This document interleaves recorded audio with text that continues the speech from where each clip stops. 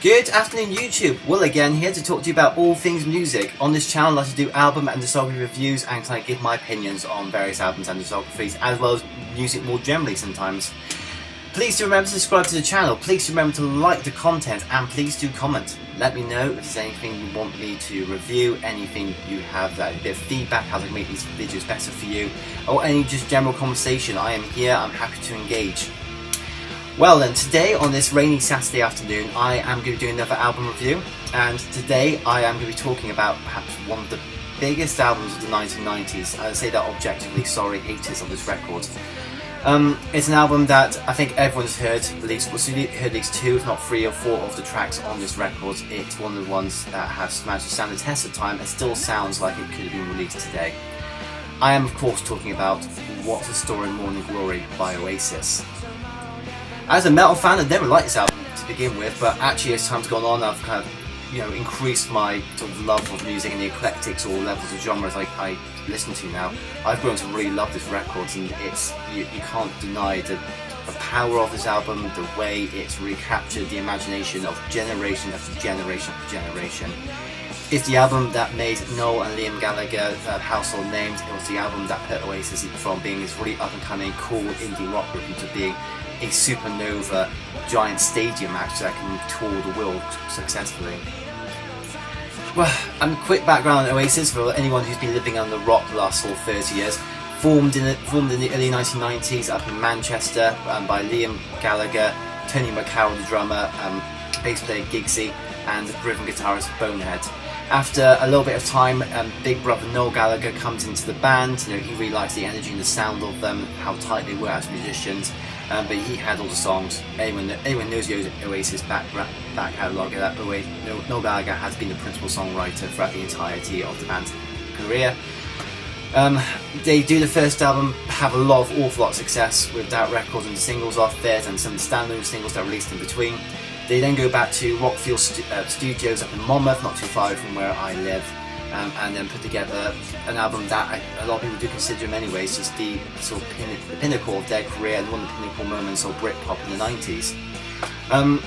After this album, they became a massive stadium rock group, and then apart from Noel Liam, a lot of the members kind of come in and out of the band. They get a little bit of consistency with Jem Archer and Andy Bell, who replaced Bonehead and Giggsy. They had a wave of drummers. And then in 2009, the inevitable breakup came after Noel Gallagher and Liam Gallagher had one final sort of fallout that caused Noel to leave the band about half an hour to an hour before they were due to play a gig in Paris, and then the band's been over ever since. Both of them have gone to have pretty successful solo careers, but they've never been back on stage together since that day.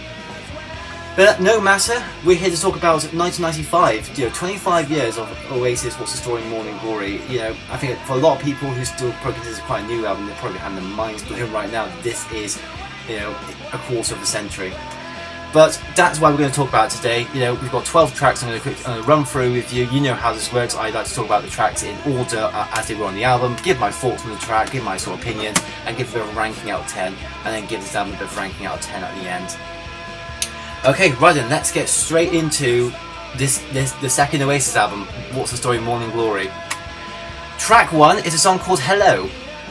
Pretty great way to kind of start off an album in many ways, with a track called Hello, literally opening the door to the record. The thing of Oasis is that they were kind of very much falling into that Britpop indie rock kind of sound, so it's nothing particularly riffy or technical like you get on a Metallica album or an Iron Maiden record or anything from heavy metal for that, or even hard rock for that fact. It's all more chord-based kind of stuff. It's a song you can understand why it hasn't really made many live appearances. It is a bit kind of name-samey. It's a very kind of samey kind of song, but it is actually quite like kind of staple, a nice kind of way of putting down the line. This is what this record's going to be from the get-go. It's a loud, very kind of guitar-driven, but very catchy, accessible record. The entire way with that indie flair that is very, very different at that time. I've always liked the ending of the song actually, the kind of final hellos, and it's good to be back on it, that kind of riff, that kind of building up kind of riff with the chords. And there were kind of sonic effect in the top of the majority of the sort of the interviews and breaks between the verse and the choruses. I've always appreciated it as well. It's not particularly strong though, however, so it is great in the context of this album. It's actually a very good opener, but overall, as objectively as a song, it's not particularly great. So I'm going to give it a 5.5 out of 10, just to kind of get, there are better songs on this record though. So it like I said, it's a nice way to kind of open the album, but it's not a strong individual song. That's why it's having a 5.5 out of 10. Not terrible, but not good either. Track 2 was one of the singles called Roll With It. This was one of the singles that was part of the sort of Britpop war between Oasis and Blur. Unfortunately, Blur did particularly win that battle with Country House. But Roll With It, though, has become another sort of classic in the Oasis catalogue. It's got a bit more flesh and a bit more kind of body to it than Hello, you know, in the sense that it has got a bit more going on. It's a bit more better written song than the first one on here. Probably one reason why it was kind of considered a good kind of way to have as a single. Definitely got that kind of stadium kind of anthem thing. You can almost hear the entire sort of, the entire audience would be singing along to the chorus of this song. Has that kind of all-encompassing kind of high energy kind of vibe to it. As a song, I think it's actually one of the better songs in this record. You know, I know, but it's still not a particularly strong song in the grand scheme of things. I think it's a 6.5 out of 10 as it goes, just because I think there are better songs on here. But it's still actually, it's definitely better than Hello. It's definitely worth a listen, particularly in the contents of this record. But to be honest, I understand why Country House won, because that kind of particular battle, because Country House was a better song. That is a good song though, Roll With It. So yeah, 6.5 out of 10. Track 3, we get to perhaps the biggest song that Oasis has ever released, will ever release if they ever go back together, and probably the biggest song that Noel Gallagher has ever written. It's a song that we all know is taken on a life of its own, to the point you do hear it in a nightclub at the end of the night, even if you're still at the very end. I am of course talking about Wonderwall. What can I say that hasn't been said about Wonderwall? As I said, it's just one of the biggest songs ever written. Regardless if you like it or not, it's everywhere. Everyone knows the melody, everyone knows the lyrics. You know, it's actually one of those songs that no one can ever truly cover, because you know you're not going to do a good enough version. You know, the best version is literally as it was recorded on this album. It is an amazing song. You know, I can't really critique it out of the fact that I've heard it too many times, but is that really a bad thing? I don't think so. I mean, yes, you can overhear a song in such a short space of time, but this is a song that I've heard my entire life. I mean, I am literally 2 months older than this record, for God's sake. You know, I have to give it an 8.5 out of 10, just because, you know, while there are other songs out there I think are better written, it's an amazing song. You know, there's not a lot I can say to Wonderwall. It's just, I think, of the big single songs from Oasis, this was most my favourite. And you know, and I always like the fact that within this record, it's actually quite a nice change of pace, being an acoustic song, or acoustic bass guitar song with the drums and the bass around it. 8.5 out of 10 for Wonderwall. I'm not going to go on too much longer, because what can I say? It's a fantastic song. Track 4, we get to the other mega song on this, and this is actually on this album, and that's Don't Look Back in Anger. Again, a really big song. I think actually a bit better well written than Wonderwall. You know, it's getting a little bit more sections to it than Wonderwall, which just kind of got verse, chorus, middle, late, and then just the chorus again. This has actually got a bit more. It's got a pre-chorus. There's a little bit of a guitar interlude as the bridge. You have Noel Gallagher making a vocal appearance on this instead of Liam. Again, this is actually a really good song. I don't like it as much as Wonderwall, which, you know, considering I do like a lot of slightly more technical music, being a musician myself, you know, I think this is a little bit less better than Wonderwall, for lack of a better phrase. So that's why I'm going to give it a 8.25 out of 10, just to be pedantic, because, you know, it is only just that little bit less of a good song than Wonderwall. Again, it's not a lot I can say to this though. It's one of the songs I think everyone's heard at least once in their life. It's a really good song. And again, like Wonderwall, it's another one that you will still hear in a nightclub at some point. Depending which nightclub you go to, obviously, but generally speaking, a mainstream nightclub, you're going to hear Wonderwall, you're going to hear Don't Look Back in Anger. Those two songs were just unbelievable. Having them kind of this early on the album is quite impressive, really. Track 5 is Hey Now. It's one of the few songs that people tend to forget is actually on the record. You know, just because it is kind of there, but it is actually a pretty well written song. I've always liked the chorus on it, the bridge particularly as well. The middle late bridge has got a lot of strong strength to it. On top of that, I think it's actually one of the much better produced songs on the album as well. You know, it's got a lot of much more body to it than the previous two songs as well. But at the same time, you can see why this was never a single, because it hasn't got any sort of magnificent moment, you know. But overall, as a song though, I do give it a much higher rating than perhaps some people might do. So I would give it a sort of 7.5 out of 10. I think it is actually a much better song than people like to give it credit for. You know, but it's not as strong. I have to say some of the other stuff on here. Yeah, but you know, Hey Now, you know, again, within the contents of this record, it works perfectly. You know, track 6 is actually a 44-second sort of interlude. I think it's been renamed as a Swamp Song, or like part of the song called a Swamp Song. On the original album, it's just come out as an untitled piece of instrumentation and sort of feedback and sound effects. But it leads into track 7, which was actually the first single from the record, which was Some Might Stay. And Some Might Stay has a full-on kind of early 70s T-Rex glam metal kind of riff that kind of opens the song. And it has this really nice kind of middle pace to it all that really kind of keeps the entire song kind of moving forward. It's actually one of the much better songs on the record as well. I give it an 8 out of 10. I think it's actually one of the much better Oasis songs as well, really. Yeah, really good tune. It kind of gets a bit overshadowed by Wonderwall and Don't Look Back at Anger, and another song they get to later on onto this. So yeah, I'll give this another 8 out of 10. Really good song, some might say. You know, just a strong song overall. Really good instrumentation. Really well written. Track 8, we get to Cast No Shadow, and Cast No Shadow again is one of the unsung heroes of this particular record. It's got an amazing kind of slightly somber, almost ballady kind of feel to it. Starts a little bit of an acoustic, and there's a little bit of electric guitar kind of from the top of the chorus, but kind of used as a bit as in colour versus being kind of doubling up on the acoustic. I've always really liked the song. Actually, I think it's one of my go-to kind of ballady kind of tracks. You know, I also give it an 8 out of 10. Actually, I'll give it an 8.5 out of 10. I think it's just as good as Wonderwall, but it hasn't got the majesty of that particular song as well. You know, but I really like it as a song. I think it's got a lot to it, and again, looking for a good track that's a little bit different from the mainstream ones. And yeah, Cast No Shadow is a really good one. My only real critique with it is that I wish there was a second chorus to it instead of just having the second verse rather being the same as the first verse. I wish there was a bit more going on for that in the writing sessions.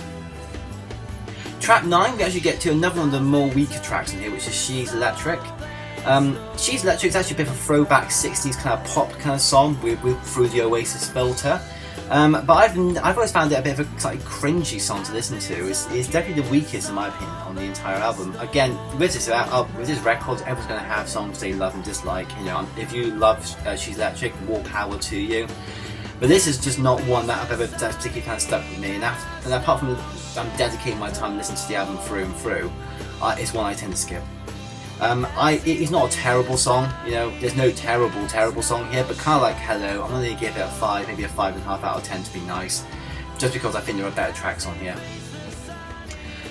Moving quickly on though, we do get to the quote-unquote title track on this, which is track 10, which is Morning Glory, which is a really nice kind of slightly throwback to the Definitely Maybe's kind of like punk energy of Oasis. I've kind of made that first album so great as well, in the sense that it's a very upbeat, very sort of powerful kind of track. You know, the riff on it is definitely a real homage to This Goes Out to One I Love by R.E.M. Has the kind of same kind of vibe to it. But overall though, it is an amazing song you need to get pumped up to. I love the kind of crazy feedback that's going on in the background. The guitar, the kind of the Britpop guitar solo is actually really nice as well. You know, overall it's not a particularly strongly written track, but it is really good. I think there's a lot you can get out of this particular song, you know, and it's one that Oasis do tend to play live just because it's just anarchy in a track, really. So overall I would give it a 7 out of 10. You know, it is a respectable 7 out of 10 though. Track 11, kind of like track 6, is another bit of the kind of quote-unquote swamp song, untitled, kind of feedbacky kind of section of this particular record as well. So that's when we get to, and it feeds into track 12, which is the longest song again, the third sort of biggest song from this record, which is Champagne Supernova. Champagne Supernova is just one of the great epics of Britpop, really. It's a 7-minute kind of leviathan that takes you through this kind of swampering journey of uplift, has this kind of feeling of hope to it as well, that no matter how bad your day is going to be, things are going to be okay, has that kind of vibe. It can make you feel kind of warm inside as well when you're listening to it. You know, it doesn't have the same big impact that Wonderwall did, just because, you know, one can have that sort of international immediate sort of respect and reception, critical reception, like Wonderwall did. But Champagne and Supernova, it's another constant staple throughout the Oasis career and catalogue, and both Gallagher brothers still play this song live occasionally. Liam more so than Noel, admittedly. But it's actually, I like the production on it, how it starts kind of very soft and with a bit of a clean electric guitar, and then builds and builds and builds, and by the end you are just being taken on this journey through the Oasis filter. I like I said, the entire sort of essence of the actual song is always about sort of uplifting, and no matter how bad things are, they will get better.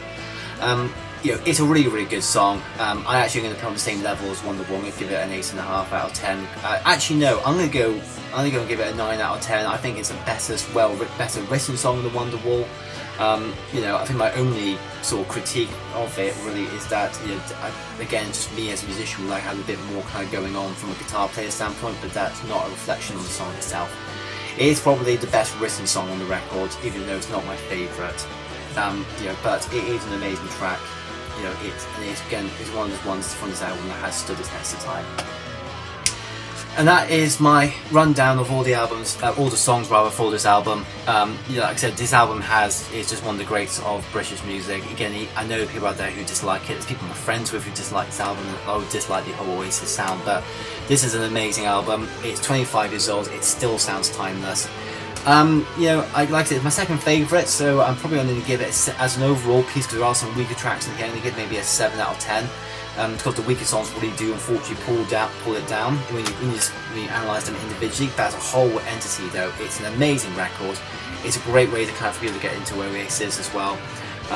It's one of the few albums they actually did that was absolutely amazing. Thank you very much for watching. Hopefully I will be back soon with some more albums, or maybe even discography, or just discussing something else. You never know. Just to let you guys know who actually do watch these to the end, I had a COVID test yesterday, so I might be isolating for a couple of weeks, so my input might say shoot up in terms of doing these videos, but until then, thank you for watching, and I hope to see you all very soon.